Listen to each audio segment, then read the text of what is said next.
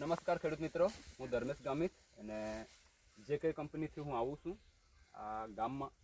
આજે આપણે ઊભા છે ત્યાં તે જગ્યા પર JK કંપનીની હાઇબ્રિડ લગાવવામાં આવી છે અને તે હાઇબ્રિડને આપણે JK 2728ના નામથી આપણે જાણીએ છીએ.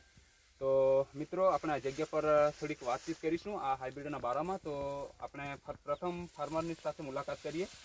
તો મિત્રો, આપણું નામ શું છે? કીર્તનભાઈ ગામિત. કીર્તનભાઈ, તમે જે હાઇબ્રિડ લગાવી છે તે કઈ હાઇબ્રિડ છે? JK 2728. JK 2728. તો આ JK 2728 નામની હાઇબ્રિડ છે, તમે કેટલા વર્ષથી લગાવો છો?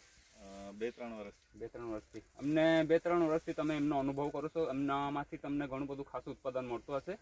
અને ઉત્પાદનની દ્રષ્ટિએ તમે શું કહી શકો? ઉત્પાદન સારું આવે છે. સારું આવે છે.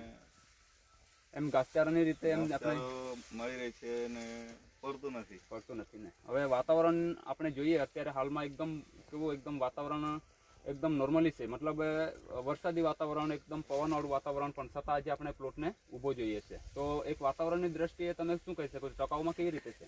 એટલે પડતું નથી એટલે ઘાસચારો સારો મળી રહી છે. સારું મળે છે. ઉત્પાદન બી સારું છે ને. તો મિત્રો, તમે શું કહેવા માંગો છો? તમને પસંદ છે હાઇબ્રિડ?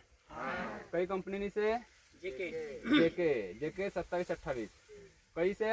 JK 2728. JK 2728. તો મિત્રો, તમારો ખૂબ ખૂબ આભાર. અને સાથે આપણા વ્યારા સદગુરુ એગ્રો એજન્સીના વિક્રેતા પણ આપણી સાથે છે. તો અરુણભાઈ, તમારે શું કહેવું છે એના વિષય? આ જે 2728 નામની જે હાઇબ્રિડ લગાવી છે, એ હાઇબ્રિડ પર તમે શું કહી શકો?